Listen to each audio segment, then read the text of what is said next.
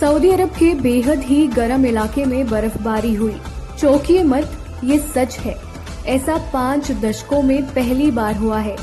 भारत में ठंड से राहत मिल रही है, वहीं कई देश ऐसे भी हैं जहां बर्फ गिर रही है। अमेरिका के टेक्सास प्रांत में ठंड से पानी और गैस तक जम चुकी है, जिससे निवासियों के बुरे हाल हैं। अब सवाल ये है कि क्या ये ग्लोबल वार्मिंग की वजह से हो रहा है? चलिए इसे समझते हैं।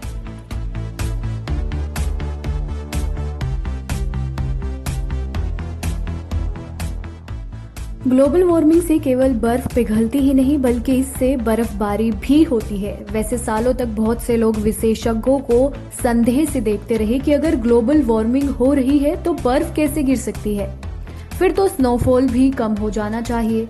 लोग स्नोफॉल देखते हुए लगातार पर्यावरण के प्रति इस चिंता को खारिज करते रहे, लेकिन वैज्ञानिक बताते रहे कि पर्यावरण में प्रदूषण के कारण तापमान बढ़ने के बाद भी स्नोफॉल संभव है।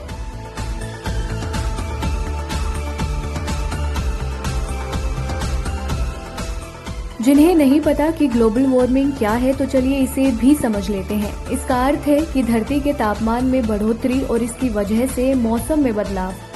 ग्लोबल वार्मिंग सुनने में तकनीकी और दूर की समस्या लगती है, लेकिन ऐसा है नहीं। इसका असर हमारे आपके घरों तक आ पहुंचा है। बारिश के समय सूखा पड़ना, गर्मियों में बारिश हो जाना, या फिर ठंड में या तो बिल्कुल गर्म मौसम या फिर भीषण बर्फबारी होना, ये सारे ही मौसम के एक्सट्रीम हैं जो ग्लोबल वार्मिंग के कारण दिख रहे हैं। इस समस्या को सदी की सबसे बड़ी परेशानी कहा जा रहा है और ये भी आशंका जताई जा रही है कि इसके कारण देश के कई हिस्से सूखा और भूखमरी के शिकार होने लगेंगे, जिससे तीसरे विश्व युद्ध का खतरा हो सकता है।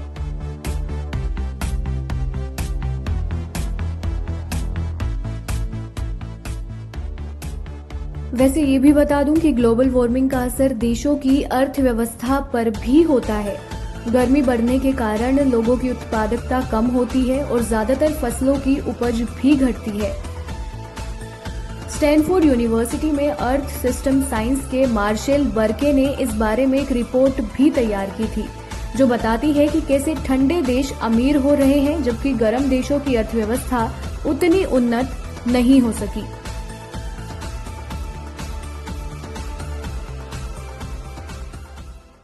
Presenting V News app, available on Google Play and App Store. Download it now.